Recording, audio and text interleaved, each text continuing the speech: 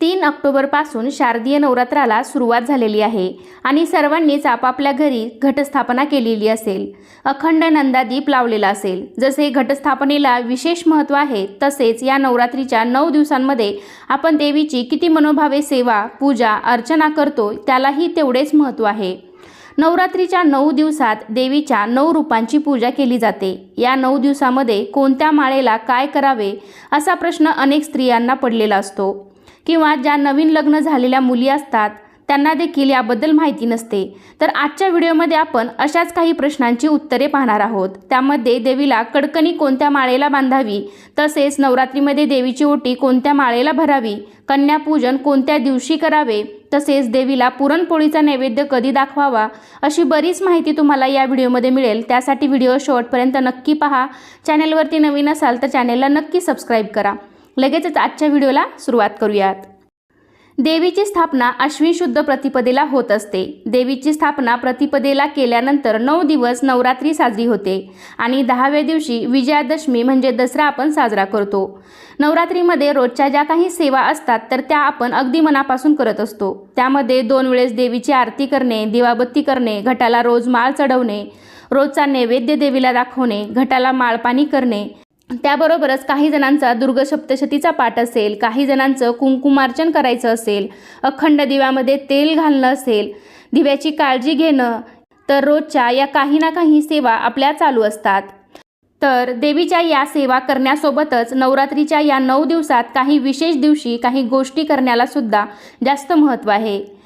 तर अशाच काही प्रश्नांची उत्तरे आपण यापुढे जाणून घेऊयात। तर पहिला प्रश्न असा आहे की देवीला कडाकणी किंवा कडकणी कोणत्या माळेला बांधावी। सर्वांना माहितीच असेल की नवरात्रीमध्ये देवीला कडकण्याचा पण नैवेद्य दाखवला जातो। कडाकणी बांधली जाते। कडकणी किंवा कडाकणी असं दोन्ही शब्द त्याला वापरले जातात किंवा फुलोराही काही ठिकाणी म्हणलं जातं। तर ही कडकणी तुम्ही सप्तमी, अष्टमी, नवमी या दिवशी बांधू शकता। अनेक जण सप्तमीला म्हणजे 7व्या दिवशी कडाकणी बांधतात, पण तुम्हाला जर जमत नसेल किंवा शक्य नसेल तर तुम्ही अष्टमी आणि नवमीला पण बांधू शकता। कडकणी बांधताना त्या एकूण 5, 7, 9 अशा पद्धतीने बांधू शकता। तर आमच्या इकडे 9 कडकणी बांधतात। तर ही कडकणी आपल्या घरामध्ये सुद्धा घटावरती बांधली जाते। जशा प्रकारे आपण घटावरती माळ बांधतो अगदी त्याच प्रकारे कडकण्यांची माळ करून बांधली जाते। तर त्या एकूण 9 कडकण्यांची माळ करायची असते। त्यामध्ये देवीचे दागिने पण बनवतात। तर आपल्या घरात घटावरती 9 कडकण्यांची माळ, त्यामध्ये काही देवीचे दागिने पण असतात। तर त्याच पिठाचे म्हणजेच आपलं गव्हाचं जे पीठ आहे तर त्यामध्ये हळद आणि थोडीशी साखर घालून आपल्याला हे देवीचे दागिने बनवायचे असतात। तर त्यामध्ये तुम्ही वेणी, फणी, आरसा, बांगड्या, हार, जोडवी, माळ, पैंजण, कानातले, तसेच खाऊचे पान हे सर्व त्या पिठाचे म्हणजेच गव्हाच्या पिठाचे हे सर्व करून ते तळून मग दोऱ्यामध्ये बांधून त्याची माळ करून घरात घटावरती बांधली जाते। तर हे सर्व करून तुम्ही सप्तमीला, अष्टमीला किंवा नवमीला बांधू शकतात। आणि जेव्हा तुम्ही बाहेर मंदिरामध्ये जाता तर तेव्हा तुम्ही फक्त 5 कडकण्यांची किंवा 9 कडकण्यांची माळ करून घेऊन जायची आहे आणि त्या ठिकाणी पण सप्तमी, अष्टमी किंवा नवमी या दिवशीच आपल्याला त्या घटावरती, मंदिरातील घटावरती माळ बांधायची आहे। फक्त एक गोष्ट लक्षात ठेवा की जे लोक नवमीला कडाकणी बांधणार आहेत तर त्यांनी घट उठवायच्या आधी कडाकणी बांधायची आहे आणि मग जो काही तुमचा नैवेद्य दाखवायचा असेल, तळी भरायच्या असेल, परड्या भरायच्या असतील तर ते सर्व करून मग तुम्ही घट उठवायचे आहेत। तर घट कसे उठवायचे, कधी उठवायचे याचा सविस्तर व्हिडिओ आपल्या चॅनलवरती लवकरच येणार आहे। तर त्यासाठी चॅनलला तुम्ही अजूनही सबस्क्राईब केलं नसेल तर सबस्क्राईब करून ठेवा। सोबतच बेल घंटा आहे ती सुद्धा प्रेस करा जेणेकरून तो व्हिडिओ तुम्हाला पाहता येईल। तसेच त्यानंतरचा पुढचा प्रश्न आहे की देवीची ओटी कोणत्या माळेला भरावी। कारण आपण नवरात्रीमध्ये देवीची ओटी भरत असतो। तर ज्यांना देवीची ओटी भरायची आहे तर त्यांनी अष्टमीला पण भरू शकता आणि नवमीला पण भरू शकता। लक्षात ठेवा देवीची ओटी आपल्याला यथाशक्ती भरायची आहे।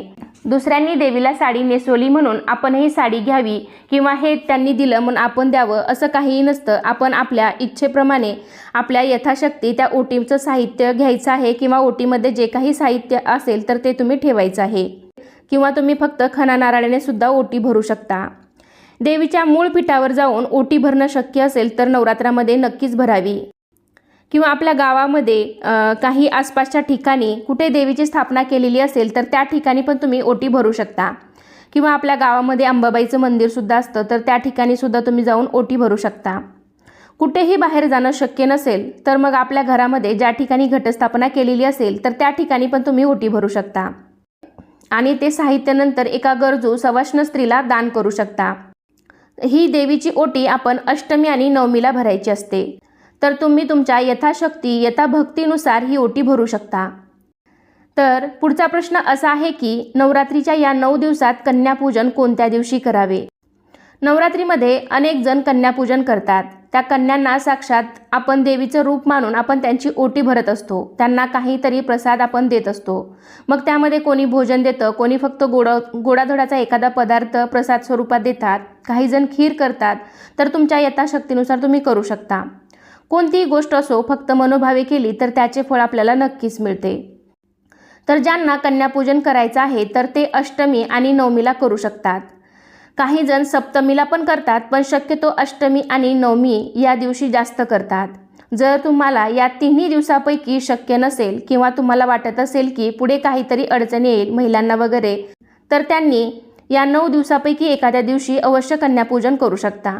आणि जरी या 9 दिवसांमध्ये तुम्हाला काही कारणास्तव कन्यापूजन करणं जमलं नसेल किंवा कन्यापूजन करणं राहून गेलं असेल तर तुम्ही कोजागिरी पौर्णिमेला सुद्धा कन्यापूजन करू शकता.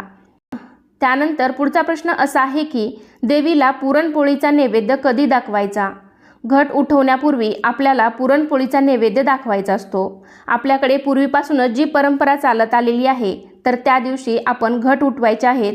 काही जण नवमीला घट उठवतात, तर काही जण दसऱ्याच्या दिवशी घट उठवतात. घट उठवायच्या दिवशी सकाळी आपल्याला पुरणपोळीचा नैवेद्य दाखवून मग घट उठवायचे आहेत. काही जण गारवा म्हणून त्या घटामध्ये त्या दिवशी दहीभातसुद्धा थोडासा टाकतात.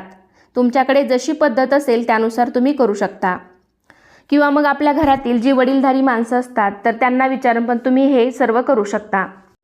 आणि आपण जो घटावरती नारळ ठेवलेला असतो तर घट उठल्यावरती तो नारळ आपल्याला लगेच फोडून प्रसाद स्वरूपात खायचा आहे. घट उठवायला आपल्या आजूबाजूचे जे काही पुरुष मंडळी, लहान मुले आलेली असतात तर त्यांना तो नारळ प्रसाद म्हणून आपण देऊ शकतो. काही जण हा नारळ फोडत नाहीत, तर ज्यांना फोडायचा नसेल त्यांनी विसर्जन पण करू शकता किंवा मग तो लाल कपड्यामध्ये बांधून तुम्ही तिजोरीतही ठेवू शकता. जशी तुमची पद्धत असेल त्याप्रमाणे करू शकता. ज्यांना फोडायचं असेल त्यांनी फोडून प्रसाद म्हणून देऊ शकता.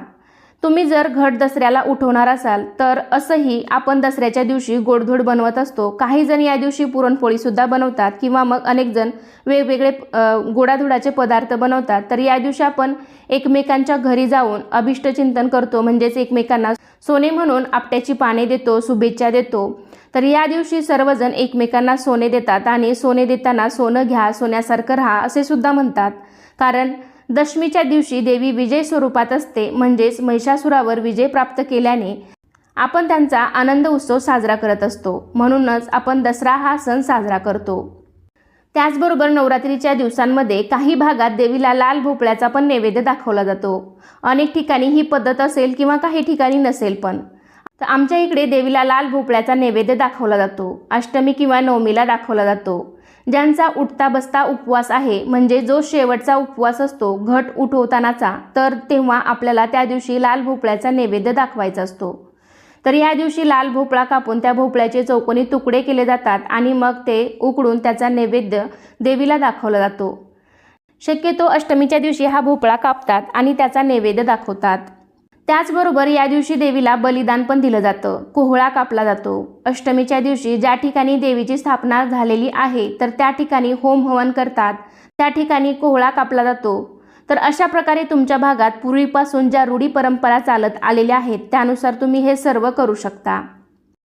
तर कसा वाटला तुम्हाला आजचा छोटासा व्हिडिओ मला नक्कीच कमेंटद्वारे सांगा. व्हिडिओ आवडला असेल तर व्हिडिओला लाईक करा. अजूनही काही तुमच्या शंका असतील तर कमेंटद्वारे नक्की विचारू शकता. चला तर मग पुन्हा भेटूया अशाच एका छानशा आणि माहितीपूर्ण व्हिडिओमध्ये. तोपर्यंत धन्यवाद. श्री स्वामी समर्थ.